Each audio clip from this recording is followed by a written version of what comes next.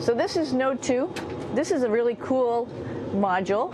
Of course, most of these modules you'll see they have 4 sides, and they're put together. That way we could sort of work on a flat plane, either a wall, a floor, another wall, or the ceiling. But you know, again, all you have to do is turn yourself and your reference changes.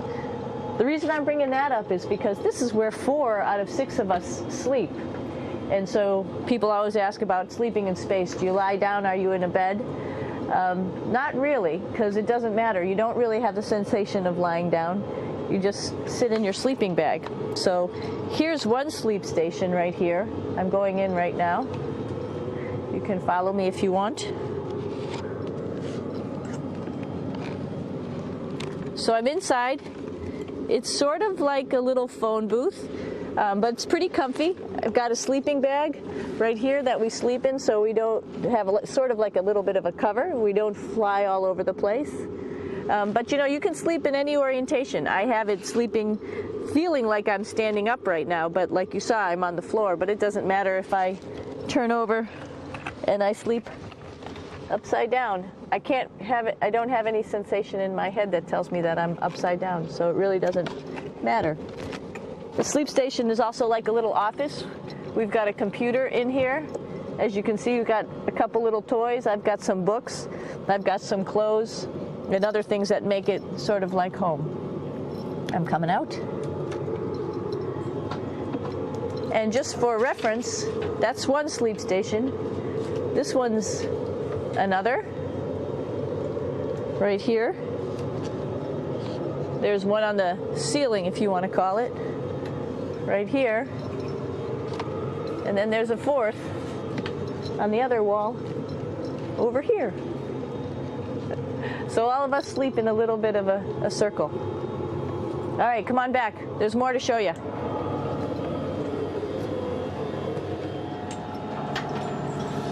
I know that there's some questions about how to use the bathroom and how do you actually live in space like normal, like at home. I mentioned real quickly about getting up in the morning and brushing your teeth and washing your face. Well, how do you do that? Well, here is the bathroom, essentially. You get up in the morning and we have a little kit, and it has all the essential things that you need, like your toothbrush and toothpaste and brush. See how much better the brush makes my hair look? I'm just joking. It still stands up straight. It doesn't matter where you are. It's always going to stand up straight while you're up in space. A lot of people ask about toothbrush and toothpaste. So, luckily enough, toothpaste, you can do it upside right this way, is sticky, and so it sticks to your toothbrush. No problem. Another cool thing is that water sticks to your toothbrush too. If you can see it, I'll have some water come out. The water is pretty neat up in space. It'll stick to your toothbrush and it will make a big bubble, and that's just by surface tension. And then you can drink it. So a lot of people ask about what do you do with the toothpaste after you brush your teeth.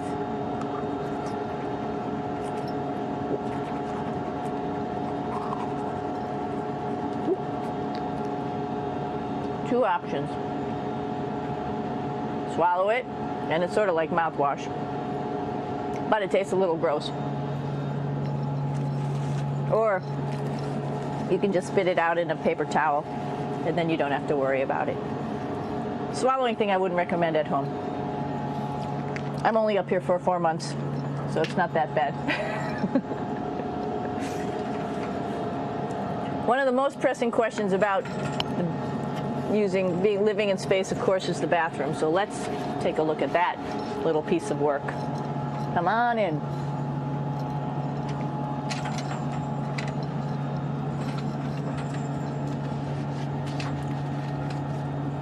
Here we are at the throne. This is awesome.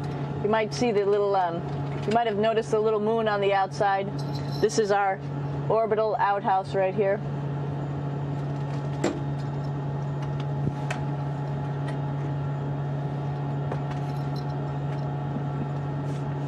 And of course, it serves for two functions.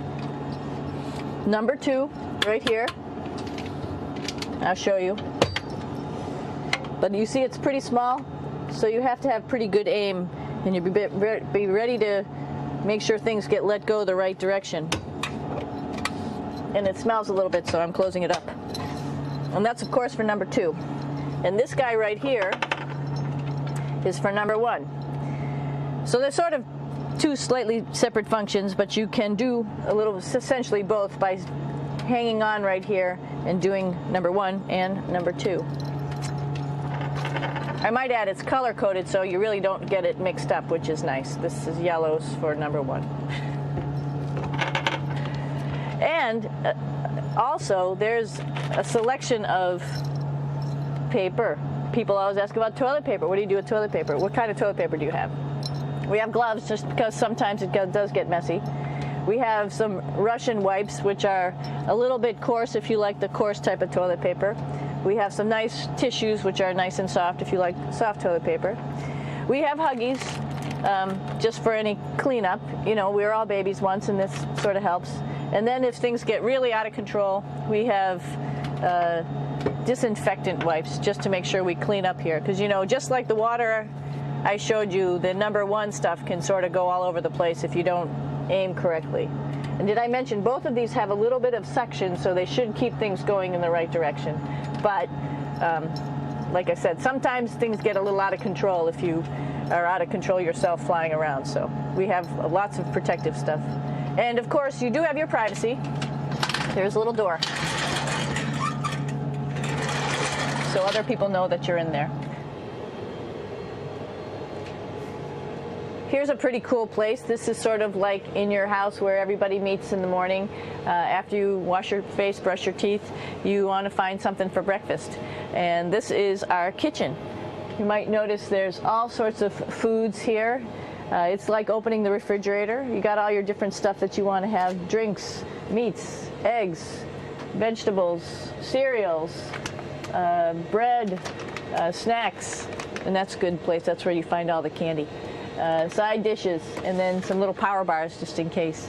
So we have all this type of food. Some of it is dehydrated, and so we have to hydrate it, fill it up with water. Some of it is already made, and then all we have to do is heat it up. So something like this, I'm pulling out barbecued beef brisket.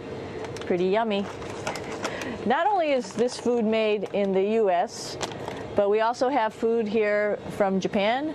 We've got Russian food. As you can see, all these red containers are filled with food that's from Russia. And then we get some of our specialty stuff, some things that we like, some of our favorite stuff that your family can send up. In fact, I like fluffernutters, and so I got sent up some fluff so I could make my fluffernutter with peanut butter. So you have a lot of food up here, no problems. Now, I'm going to say where we are. So right now, we're in the Japanese laboratory. It's one laboratory out of many here on the International Space Station. It's actually on the left-hand side. If I was International Space Station and I was flying through space like this, my left hand would be where the Japanese laboratory is.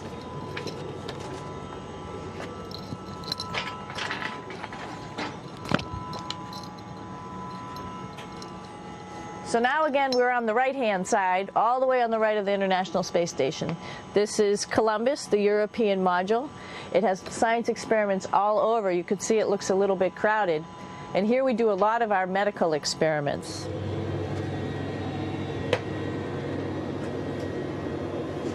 Here we are in the U.S. laboratory. Again, this is a laboratory with science experiments on all of the walls here, all sorts of stuff that we do.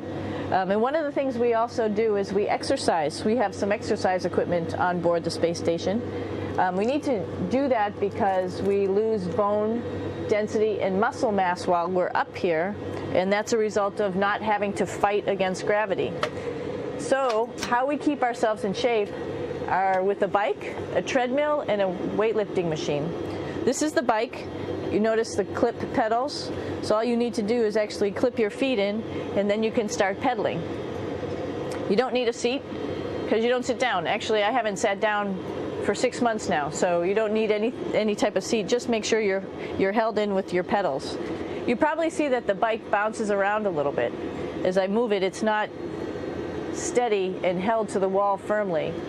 And the reason for that is the space station is pretty big. You saw that there's also solar arrays on the space station. If we start putting any forces into the space station, it's going to make those solar arrays bounce around a little bit. So to prevent that, the machines bounce around a little bit, move around a little bit, and that way we don't put any forces onto the structure of the spacecraft out to the solar arrays.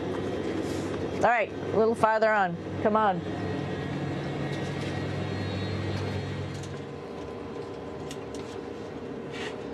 I'm here with my two buddies in the airlock.